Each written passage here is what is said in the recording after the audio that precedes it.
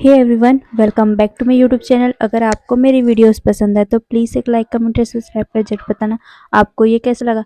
तो चलिए हम आज का वीडियो स्टार्ट करते हैं। उससे पहले मैं आपको बता देती हूँ, अगर बाहर से आवाज़ आए तो प्लीज़ उसे इग्नोर करना, ओके। और हाँ, मैं इसलिए अपलोड नहीं कर पा रही थी क्योंकि मेरी तबीयत बहुत ज़्यादा ख़राब हो गया था। और जब भी वीडियो रिकॉर्ड करने की कोशिश करती थी तब मेरे गले में दर्द हो जाता था और खांसी भी आती थी, इसीलिए मैं कोई भी वीडियो रिकॉर्ड नहीं कर पाई। पर अब से मैं वीडियो रिकॉर्ड करने की कोशिश करूँगी, ओके। और हाँ, कई लोगों ने मुझसे पूछा था कि आखिर वांग जी को पता क्यों नहीं चल रहा है विंग के बारे में।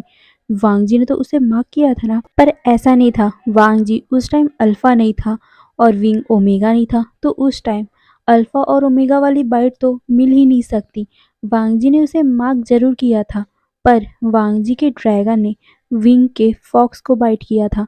और विंग का फॉक्स कहाँ है वो तो अभी एक सीक्रेट है, और वो मैं थोड़ा देर बाद में आप लोगों को बता ही दूंगी। और देखो, वांग जी ने विंग को अल्फा बाइट नहीं दिया था, जिसके कारण वांग जी के अल्फा को विंग के बारे में, विंग के ओमेगा के बारे में पता नहीं है। और रही वांग जी के ड्रैगन के बारे में, उसे तो विंग का फॉक्स फेरोमोन याद है और विंग का ब्लड याद है। वांग जी ने विंग का ब्लड पिया था, इसीलिए उसका ब्लड का टेस्ट वांग जी का ड्रैगन को याद है। पर अभी तो उसने, मतलब कि विवुशियन बनने के बाद वांग जी ने तो विंग का ब्लड नहीं पिया और ना ही विंग का फॉक्स फेरोमोन वांग जी को महसूस हो रहा है। इसीलिए वांग जी उसे पहचान ही नहीं पा रहा है कि विवुशियन ही उसका विंग है। तो चलो, सबका डाउट तो क्लियर हो गया कि वांग जी ने विंग को मार्क किया था। तो उस मार्क का क्या हुआ? असल में वांग जी ने उसे मार्क तो किया था, पर परमानेंट नहीं था, क्योंकि वांग जी उस टाइम अल्फा बना ही नहीं था, ओके। अब हम जानते हैं विंग के फॉक्स के बारे में कि आखिर विंग का फॉक्स गया तो गया कहाँ, और विंग का फॉक्स फेरोमोन क्यों नहीं निकल रहा है। चलो अब हम जानते हैं आखिर उस दिन हुआ क्या था जिस दिन विंग अपनी फैमिली के साथ था, और आखिर वहाँ चल क्या रहा था। चलो अब हम देखते हैं। हमें इतना तो पता है कि आखिर उस दिन चल क्या रहा था। बाओसेन सरन सबको पावर देने के लिए, मतलब सब बच्चों को पावर देने के लिए वहाँ उन लोगों का कुछ रिचुअल कर रही थी। सारे लोग बहुत ज़्यादा ही इंजॉय कर रहे थे, इन सबको देख रहे थे। उनके बच्चे अभी स्ट्रांग हो जाएंगे वो सबको महसूस हो रहा था, पर शायद उनकी खुशियाँ भगवान को देखी नहीं गई और वहाँ उनके ऊपर हमला हो गया था। सारे लोग डर गए, सारे लोग डर के मारे इधर उधर भागने लग गए थे अपने बच्चों को लेकर। पर वो सारी, मतलब कि जो ब्लैक कलर के कपड़े पहने इंसान थे वो बहुत सारे थे, और वो उन सभी को पकड़ रहे थे, मार रहे थे।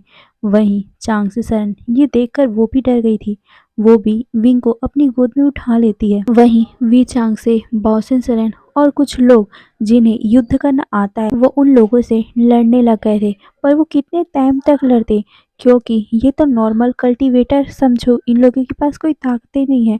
और वहीं वो लोग, उन लोगों के पास कुछ अलग ही ताकतें थी, जिससे बाओसेन सरन तक लड़ नहीं पा रही थी। जो अच्छी खासी कल्टीवेटर है वो भी उन लोगों के सामने टिक नहीं पा रही थी। वो उन सभी को, मतलब कि जितने भी लेडीज थी, जितने भी ओमेगा थे, उन लोगों को चिल्लाकर बोलती है कि यहाँ से भाग जाओ, बचाओ अपने बच्चों को। ये सुनकर सारे ओमेगा अपने बच्चों को लेकर इधर उधर भागने लग गए थे। वहीं चांगसे सरन भी भागने वाली थी, तभी बाओसेन सरन चिल्लाकर चांगसे सरन को कहती है कि वो जार उठाओ और विंग को पिलाओ। ये सुनकर चांगसे सरन का ध्यान उस जार की तरफ जाता है। उस जार में और कुछ नहीं, वही फूल था। मैंने फूल के बारे में बताया था आप लोगों को, भूले तो नहीं होगे ना। वो फूल इतना पावरफुल है कि वो हर फॉक्स को ताकतवर बना देता है। पर हाँ, दिल से मांगी हुई दुआ वो कबूल करता है। अगर कोई सच्चे दिल से उस दूसरे पर्सन के लिए कुछ दुआ मांग रहा है या फिर कुछ भी मांगे, वो फूल पूरा कर देता है। पर हाँ, वो फूल की मर्जी होती है, क्या वो उसे शक्ति देना चाहता है या फिर उसे शक्ति छीनना चाहता है, वो उस फूल की मर्जी होती है। और यही उसकी खासियत भी होती है। चांगसे सरन उस बाउल को लेती है और वो विंग के साथ वहाँ से भागने लगी थी।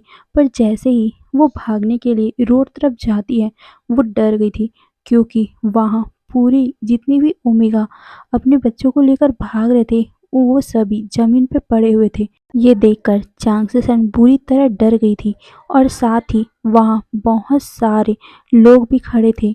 चांगसेसन को उनका फेस नहीं दिख रहा था क्योंकि अंधेरा था और साथ में वो सभी उसकी तरफ ही आ रहे थे, इसीलिए वो फिर से वहाँ भागने लगी जहाँ पर बाओसन सरन और वी चांगसे हैं। पर वहाँ आकर वो और भी ज़्यादा डर गई क्योंकि सारे लोग बुरी तरह घायल हो रहे थे। जितने भी चांगसे सरन के फैमिली मेंबर थे, जितने लोग उनके क्लैन में रहते थे, वो सारे घायल हो रहे थे, वो लड़ नहीं पा रहे थे।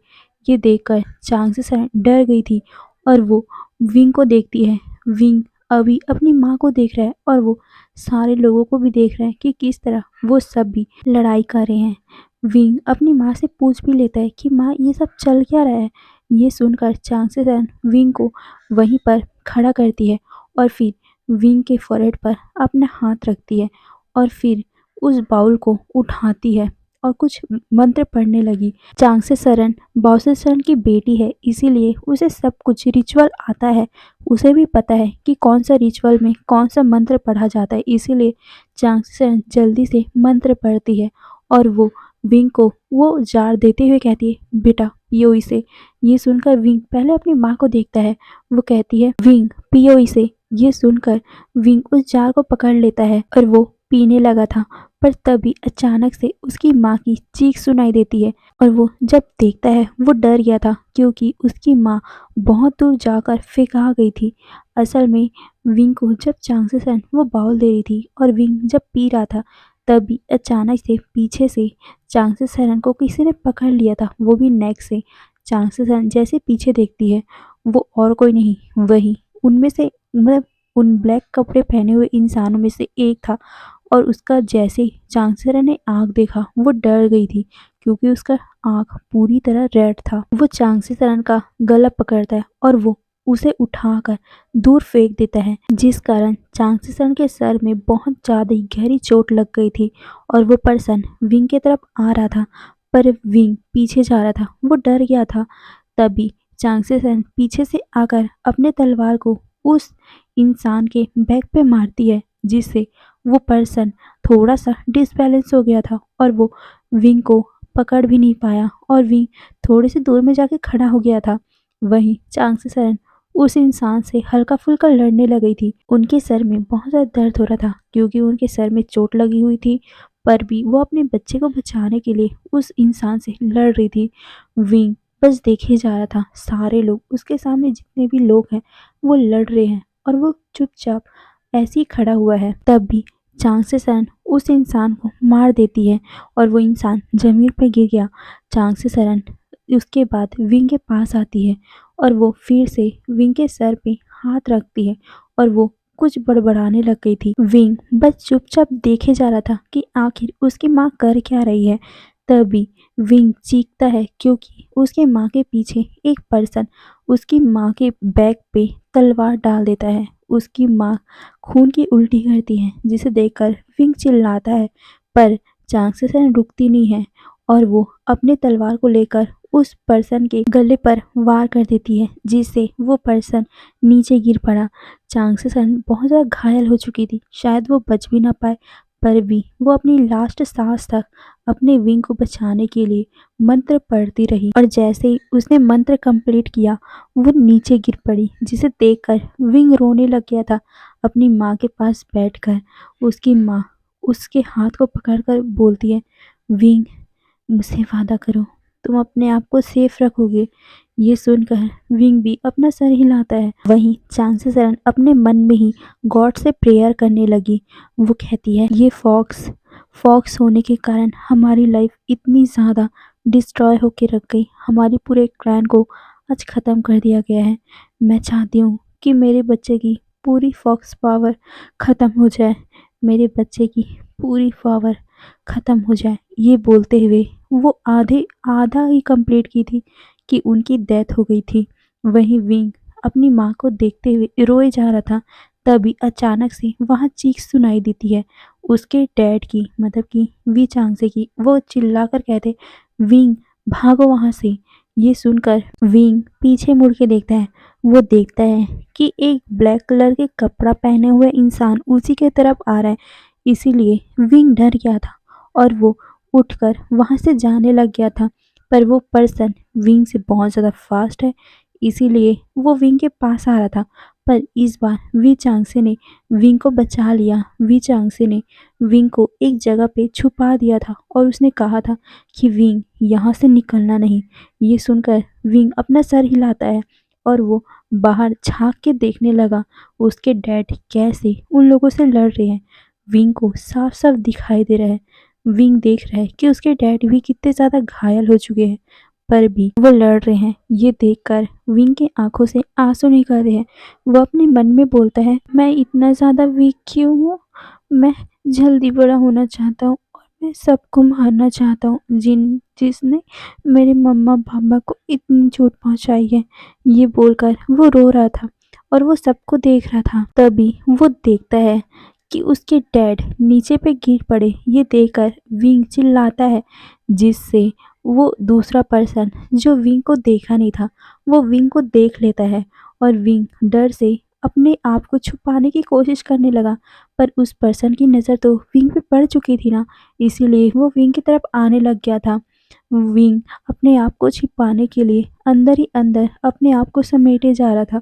पर उस पर्सन ने विंग के बालों को पकड़ लिया था, पर विंग जल्दी से वहां से साइड हो गया, जिसके कारण विंग का सिर्फ रिबन ही उस इंसान के हाथों में आया था। वो इंसान अपने हाथ को झटकता है, जिससे विंग का रिबन वहीं पर गिर गया। वहीं विंग वहां से जल्दी से निकलकर भाग जाता है, पर वो ज़्यादा दूर भाग भी नहीं पाता कि वो पर्सन फिर से विंग को देख लेता है।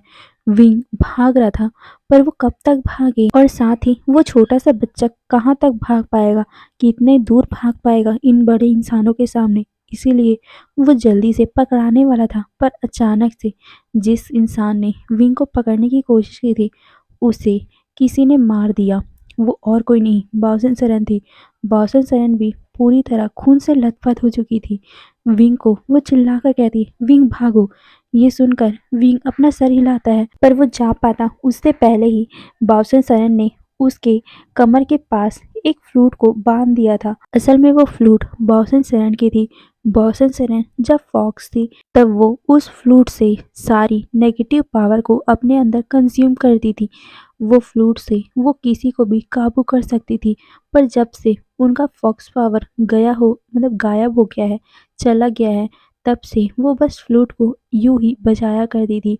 पर अब वो शायद तक इस फ्लूट को इस्तेमाल भी ना कर पाए, इसीलिए वो अपनी इस फ्लूट को विंग को देना चाहती है। वो जानती है कि विंग उसका हायर है, विंग उसका पोता है, तो विंग इसे बचा सकता है और ये फ्लूट भी विंग को पहचान लेगा। इसीलिए वो इस फ्लूट को विंग को दे देती है और फिर उसके फॉरहेड पे किस करके वहां से भागने के लिए बोल देती है। विंग भी अपना सर हिलाकर वहां से भागने लगा और वहीं बाओसिन सरन विंग के लिए रास्ता बना रही थी। विंग जितना दूर जा सके वो उतने दूर तक लड़ाई करने के लिए तैयार थी। बाओसिन सरन अच्छा खासा उन सभी से लड़ाई करी थी, पर वो बहुत ज़्यादा घायल हो चुकी थी। पर लोग थे जो कम होने का नाम ही नहीं ले रहे थे, इसीलिए वो एक जगह खड़ा होकर सबसे लड़ाई करी थी और वो विंग को बोलती है कि वो भाग जाए। यही सुनकर विंग भागने लगा, पर अचानक से उसकी नज़र उसकी माँ के तलवार पे पड़ती है।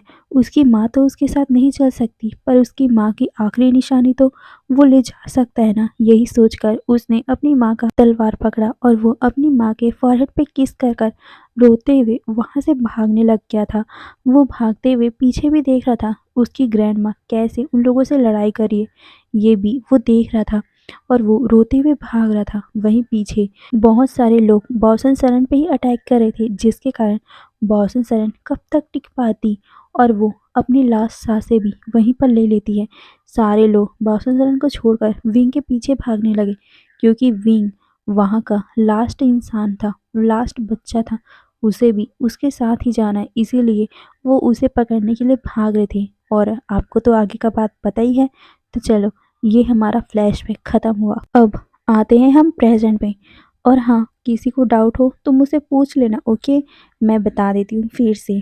विंग के पास ना ही फॉक्स पावर है, ना ही गोल्डन कोर। उसकी माँ ने जब विश किया था कि विंग की पूरी शक्तियाँ चली जाए, उसमें उसका गोल्डन कोर भी शामिल था।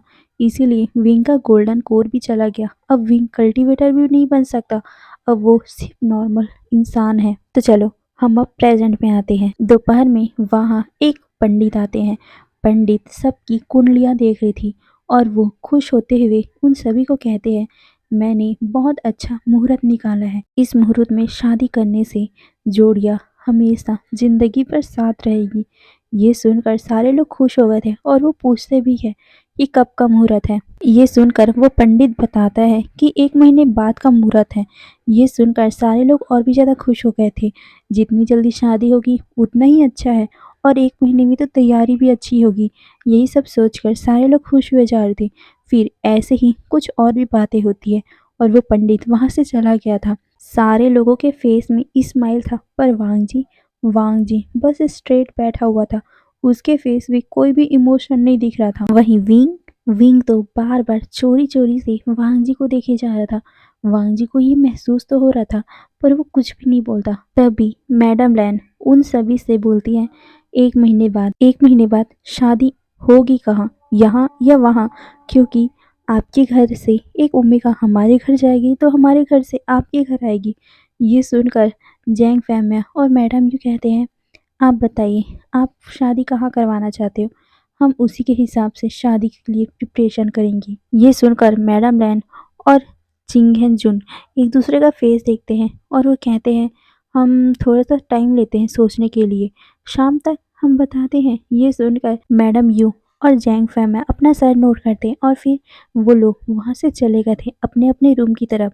पर वांग जी सीधा अपने मदर फादर के रूम में जाता है। उसे कुछ बात करनी थी। वो अपनी मदर फादर से कहता है, माँ, फादर, मुझे आपसे कुछ बात करनी है। ये सुनकर चिंगहन जुन कहते हैं, हाँ बोलो वांग जी। ये सुन वांग जी एक गहरी सी सांस लेते हैं और कहता है, मैं चाहता हूँ कि, ये बोलकर वो कुछ बोलता है पर उसे हमें नहीं बताया गया। ओके, वो सिर्फ मैडम लैन और चिंगेन जुन ही सुनते हैं। ये सुनकर चिंगेन जुन और मैडम लैन कहते हैं, वांग जी तुम ऐसा क्यों चाहते हो? ये सुनकर वांग जी कहता है, मैं बस ऐसे ही चाहता हूँ। ये सुनकर मैडम लैन कुछ कह पाती कि वांग जी कहता है, माँ, मुझे बस इतना ही कहना था।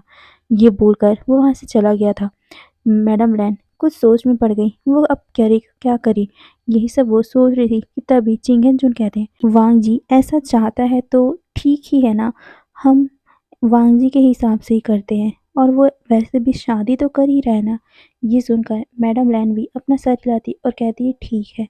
ये बोलकर वो फिर कुछ टाइम आराम करते हैं और फिर शाम के टाइम जब डिनर का टाइम था, सारे लोग बैठे हुए थे, सारे अपना डिनर कर रहे थे। मैडम लैन और चिंगेन जुन उन लोगों से बात करना चाहती थी इस बारे में, इसीलिए वो उन लोगों की तरफ देखते हैं। सारे लोग खाना खा चुके थे, इसीलिए अब सब उठने वाले थे।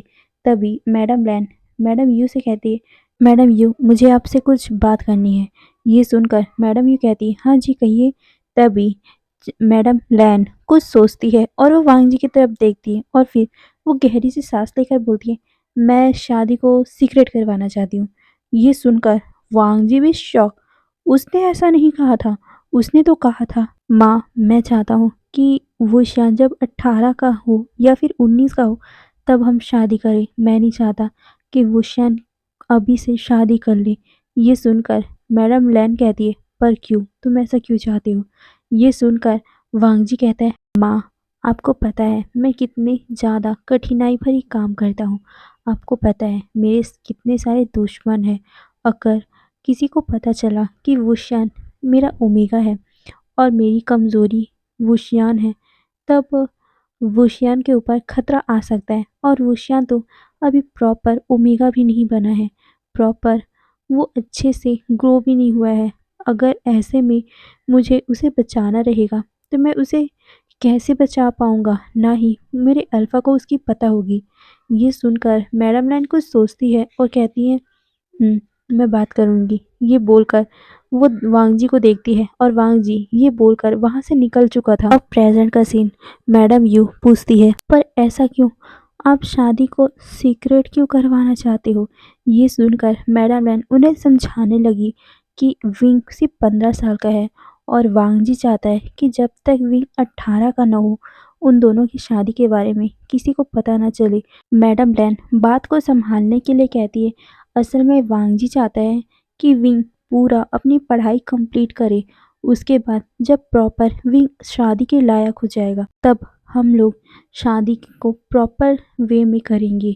ये सुनकर जैंग फैमा कहते हैं, ओके ठीक है, पर आप लोग ऐसे ही चाहते हो तो विंग की शादी हम 19 साल या 18 साल में कर देंगे। अभी सिर्फ हम इंगेजमेंट कर देते हैं। ये सुनकर वांग जी थोड़ा सा अपने मन में शांत होता है और वो सोचता है कम से कम जैंग फैमिया तो समझदार है, वो कम से कम इस बारे में सोचेंगे। वांग जी अपने मन में ही कहता है, मुझे बस 3 साल चाहिए, मैं 3 साल में किसी भी हाल में विंग को ढूंढ निकालूंगा। और विंग मिल गया तब उसके बाद वो समझा बुझाकर वुशियान से शादी तोड़ देगा।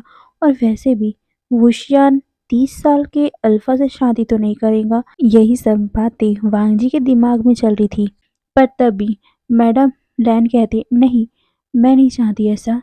ये सुनकर वांग जी अपनी मदर की तरफ देखता है। वो अपने मन में सोचता है, माँ आप ऐसा क्यों कर रहे हो? ये सोचते हुए वो अपनी माँ को देख रहा था। वहीं विंग तो बस चुपचाप उन सभी को देख रहा था, वो कुछ भी नहीं बोल रहा था। मैडम लैन कहती है, नहीं, मुझे ना विंग बहुत पसंद, मैं बिल्कुल भी नहीं चाहती कि विंग की शादी किसी से भी हो। ये सुनकर मैडम यू कहती है, हाँ, हम किसी से भी नहीं करेंगे, सिर्फ सगाई करके रख देते हैं। वो शान जब 18 या 19 का होगा तब शादी कर लेंगे। पर ये बात सुनकर मैडम लैन के दिमाग में कुछ चलता है। वो सोचती है, नहीं, ऐसा हुआ तो वांग जी शादी के लिए मना कर देगा। मैं नहीं चाहती कि मैं जरा सा भी लेट करूं और वांग जी को शादी से इनकार करने का मौका मिल जाए। वो कहती है, नहीं नहीं, मैं नहीं चाहती। आप ही सोचो, वो शान अभी इतना सुंदर है, अगर वो प्रॉपर 19 का हो गया तब तो वो कितना ज़्यादा सुंदर दिखेगा। और मैं नहीं चाहती कि हम इतने सुंदर ओमेगा को छोड़ दें। मैं चाहती हूँ कि हम अभी वांग जी और वुशियान की शादी करवा देते हैं। फिर मुझे एक तसल्ली तो रहेगी कि वुशियान मेरे घर का ओमेगा है, इतना सुंदर ओमेगा। ये सुनकर विंग के गाल लाल हो गए थे, वो ब्लश करने लग गया था। पर वहीं वांग जी की हाथ मुट्ठी कस रही थी। उसकी माँ क्यों नहीं समझ रही है उसकी बात को, पर वो कुछ भी नहीं बोलता क्योंकि उसने वादा किया है कि वो वुशियान से शादी करेगा। इसीलिए वो चुपचाप बैठा हुआ था। वहीं उसकी माँ कहती है, क्या आप लोगों को ये ऑप्शन ठीक नहीं लगा? मैं तो नहीं चाहती मैं वुशियान को ज़रा सा भी अपने क्लैन से दूर रखूं। वांगजी से ज़्यादा जल्दी तो मुझे है। अब आप लोग ही सोचो, अगर शिचेन यहाँ चला आया शादी के बाद, तो मैं तो वहाँ अकेली पड़ जाऊंगी ना। मैं चाहती हूँ शिचेन जिस दिन हमारे क्लैन से जाए, उससे पहले ही या फिर उसी दिन ही हमारे घर भी कोई ओमेगा आ जाए और वुशियान ही हमारे घर आ जाएगा। ये तो बहुत अच्छी बात रहेगी। और आप लोग फिक्र मत कीजिएगा, जिस तरह वुशियान यहाँ रहता है मैं उसी तरह वुशियान को वहाँ भी रखूँगी। पर हाँ, बस इतना सा रहेगा कि हम शादी के बारे में किसी को नहीं बताएंगे। जब वुशियान 18 का होगा तभी बताएंगे। ये सुनकर जैंग फैमे और मैडम यू एक दूसरे का फेस देखते हैं और फिर वो कुछ सोच कर कहते हैं, ठीक है, हम लोग शादी ही करवा देंगे।" ये सुनकर सारे लोग खुश हो गए थे। वहीं विंग तो ब्लश किए जा रहा था कि उसकी शादी फाइनली वांग जी से होगी। वहीं वांग जी अपने मन में सोचता है, मैंने जो सोचा था वो तो हुआ ही नहीं। मैंने सोचा था कि शादी हमारी 3 साल बाद होगी, तब तक तो मुझे विंग को ढूंढने का मौका मिलेगा। इसी कारण तो मैंने माँ से वो बात कही थी। पर माँ, ये बोलकर वो अपनी गहरी सी सांस लेता है और वो अपने आप को काम डाउन करता है क्योंकि उसके अंदर का वो इनर फिर से जागने लगा था। ये बात खत्म करके वो सभी उठते हैं और अपने अपने रूम की तरफ चले गए थे। वो रात भी बहुत आसानी से बीत गया। अगली सुबह सारे लैंड क्लैन वाले अपने क्लैन में चले गए थे। विंग सिर्फ वांग जी को देखे जा रहा था। विंग थोड़ा सा अपसेट हो रहा था क्योंकि वांग जी उसे अब देखने को नहीं मिलेगा, 1 महीने बाद ही उसे देखने को मिलेगा। पर उसे तसल्ली थी क्योंकि 1 महीने बाद उसकी शादी है वांग जी के साथ। पर हाँ, विंग को याद आता है कि आज सुबह वो सभी जब जा रहे थे तब चिंगेन जुन ने जैंग फैमिली से क्या बात की थी। जैंग फैमिली के उन्होंने कहा था कि जब सी चैन और जैंग चैन की शादी होगी तो उससे 1 दिन पहले ही विंग और वांग जी की शादी लैंड क्लैन में ही होगी। ये बात सोच कर विंग शर्माए जा रहा था। फिर क्या, ऐसे ही दिन बीतते गए और कब 1 महीना हो गया किसी को भी पता नहीं चला। पर जैंग चैंग और शीचैन का तो कुछ अलग ही चल रहा था। जैंग चैंग बार बार शीचैन को लेटर भेजा करता था और शीचैन उस लेटर का जवाब दिया करता था। वहीं विंग भी वांग जी को लेटर लिखा करता था पर वांग जी कभी भी उसका रिप्लाई नहीं करता था, और करता भी था तो बस हाँ बस इतना ही और ख़त्म। आज सुबह से ही पूरे जैंग क्लैन में शोर शराबा हो रही थी क्योंकि आज सारे लोग लैंड क्लैन जाने वाले हैं, क्योंकि आज विंग की शादी है और कल जैंग चैंग की। तो चलो कल के पार्ट पे देखेंगे हमारे वांग शन और सी चैन और जैंग चैंग की शादी। तो फिर आज के लिए बस इतना ही।